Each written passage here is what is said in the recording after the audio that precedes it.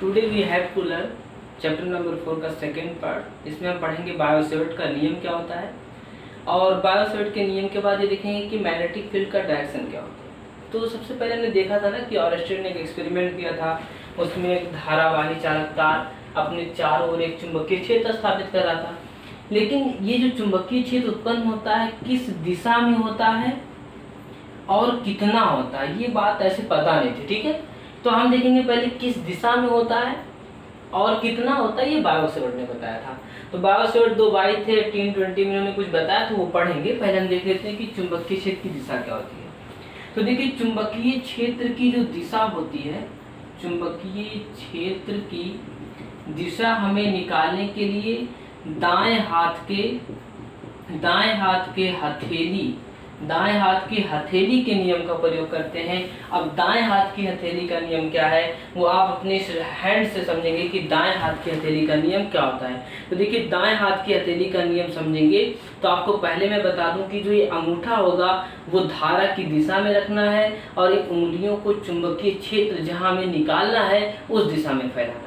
यानी मान लो कि ये कंडक्टिंग वायर, इधर धारा ऐसे प्रवाहित हो रही है, तो अंगूठे को धारा की दिशा में रखो, और अंगूठे को जब हम धारा की दिशा में रख लेंगे, इन उंगलियों को उस दिशा में फैलाएंगे जहां चुंबकीय क्षेत्र ज्ञात करना होगा। फिर इसको हथेली के परपेंडिकुलरली ऐसे चलाएंगे। ठीक है, ऐसे पीछे जाके हाथ तोड़ नहीं देना है, मैंने बताया कि हाथ को तोड़ नहीं देना, ऐसे परपेंडिकुलरली ऐसे चलाएंगे।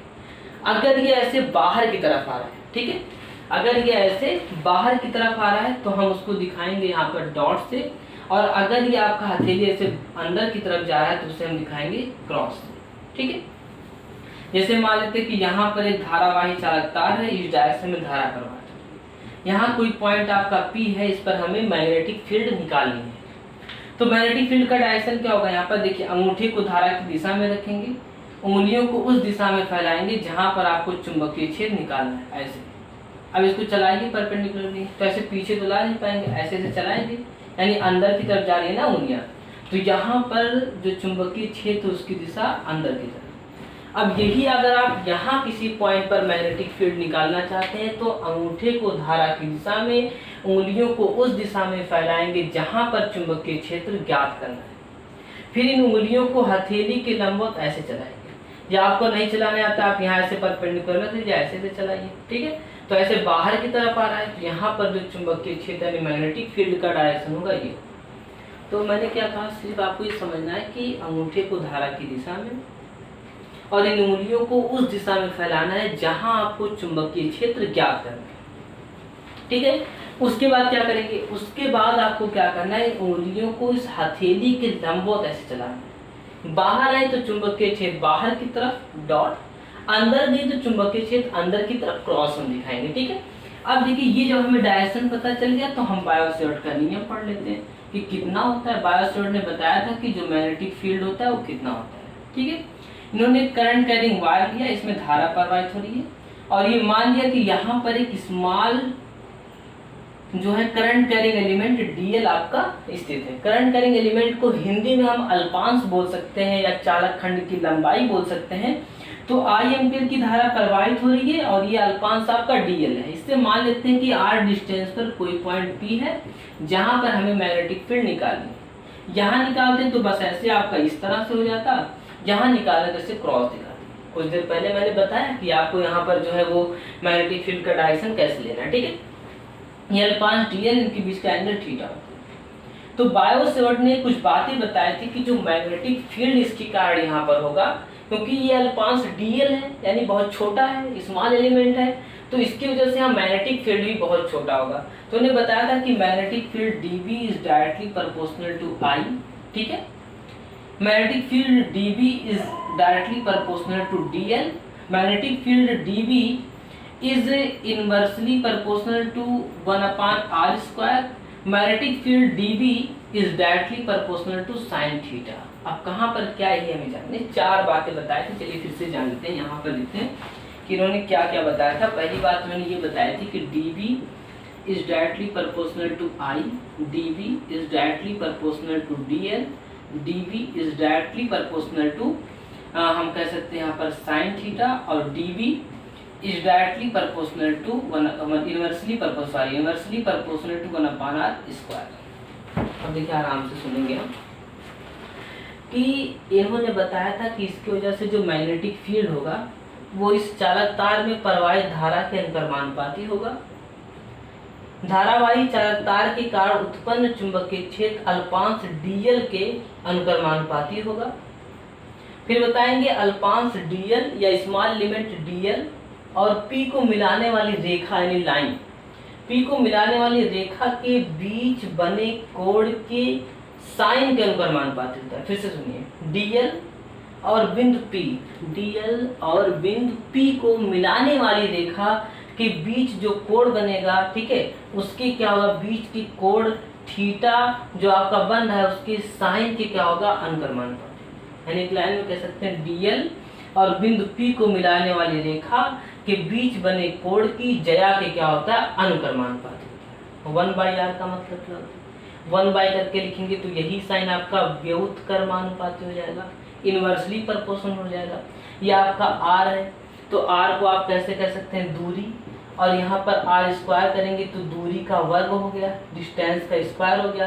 यानी कह सकते हैं कि dl और बिंदु P को मिलाने वाली रेखा के बीच की दूरी के वर्ग के व्युत्क्रमानुपाती। dl और बिंदु P को मिलाने वाली रेखा के बीच की दूरी के वर्ग के क्या होता है, व्युत्क्रमानुपाती होता है। dv is inversely proportional to 1/r²।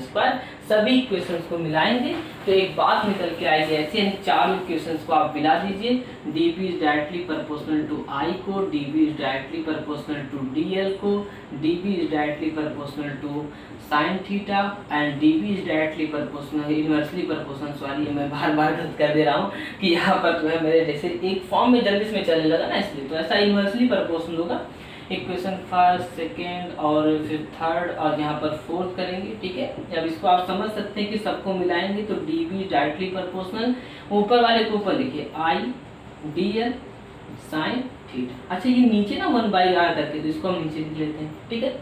अब जब भी अनुक्रमानुपाती हटता भैया पूरे फिजिक्स केमिस्ट्री में कहीं भी, तो आप जान लीजिए कोई ना कोई कांस्टेंट जरूर आएगा।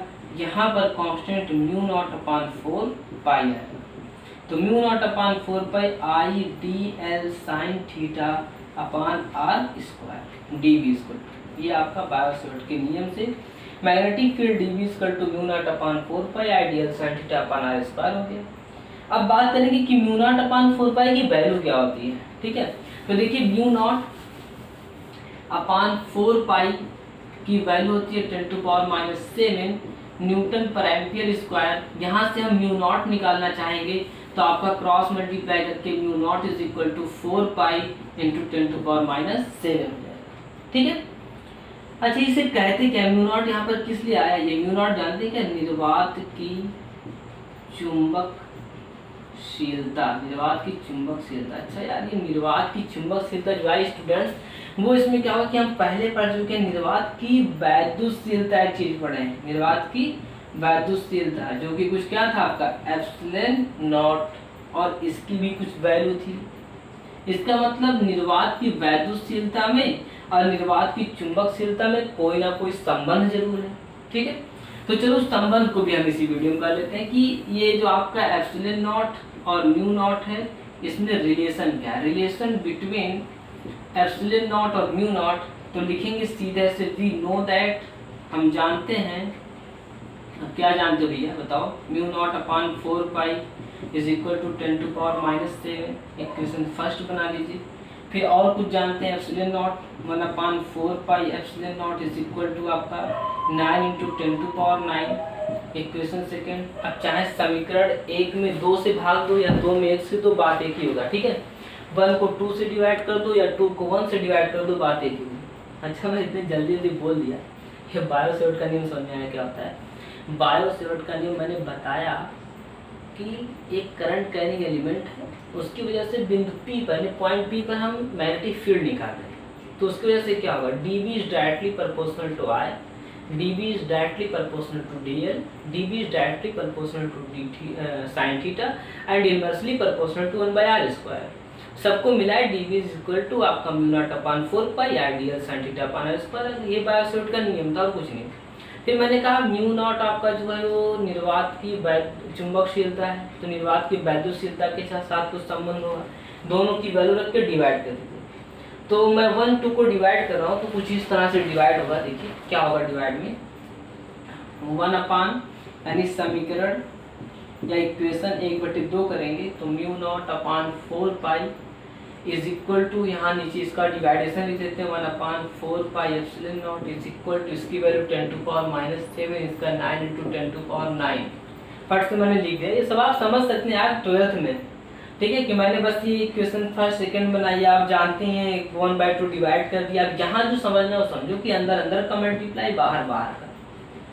तो ऊपर क्या हो जाएगा mu naught into 4 pi epsilon not, नीचे क्या आएगा 4 पाई 1 जा 4 पाई, ऐसा कोई टेबल नहीं, 2 1 जा 2 3 जा 3 हो जाए, लेकिन पढ़ लेते हैं 4 पाई 1 जा 4 पाई, 4 पाई से 4 पाई कैंसिल करिए। अच्छा इधर भी कुछ होगा ना, 1 अपान 10⁻⁻7 को नीचे लाओ, 9 × 10⁻9 × 10⁻7, माइनस की 3 पावर नीचे आई तो क्या हो जाएगी प्लस की पावर, पढ़ेंगे नीचे का ऊपर, ऊपर का नीचे करेंगे तो पावर की जो ये साइन होगी चेंज हो जाएगी, ठीक है। तो आ गया mu naught epsilon naught is equal to 1 upon 9 × 10⁻9 16।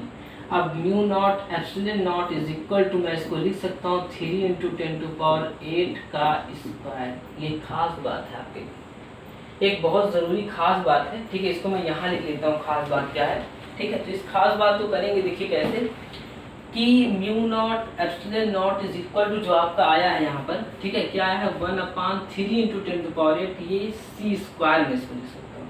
क्यों, याद करो वो बात कि जब 3 × 10⁸ आया है, आप क्लास 10 से पढ़े कि speed of light, speed of light क्या है, ये स्पीड ऑफ लाइट प्रकाश की चाल है बाबू, क्या है प्रकाश की चाल, प्रकाश की चाल c बराबर होता है 3 × 10⁸ मीटर पर सेकेंड। और इसको ऐसे तोड़ा क्यों गया, क्योंकि ये बन सके, और क्या 9 था, मैंने कहा 3 का स्क्वायर ले लो, 10⁻16 है, 8 2 16 हो गया।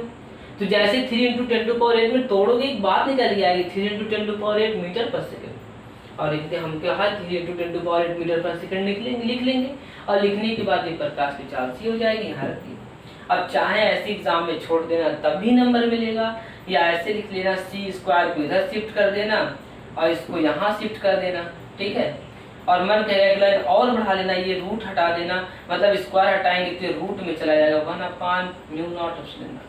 बहुत बच्चे पूछते हैं कि सर ये रूट आप हट लगा रहे हैं तो सब पे रूट होना चाहिए, तो मैं उन्हें ये बताता कि भैया 1 का रूट लोगे तो 1 मिल जाएगा, और इसका लेंगे तो कुछ नहीं मिलेगा, इसे रूट में ही लिखना पड़ेगा mu naught epsilon naught c is equal to, ये आपका एक संबंध आ गया, relation between mu naught and epsilon naught, यानी म्यू नॉट एप्सिलॉन नॉट के बीच में संबंध। अब ऐसे सुन लो एक बार मैंने क्या क्या बोला, मैग्नेटिक फील्ड का डायरेक्शन निकालने के लिए ये करेंगे।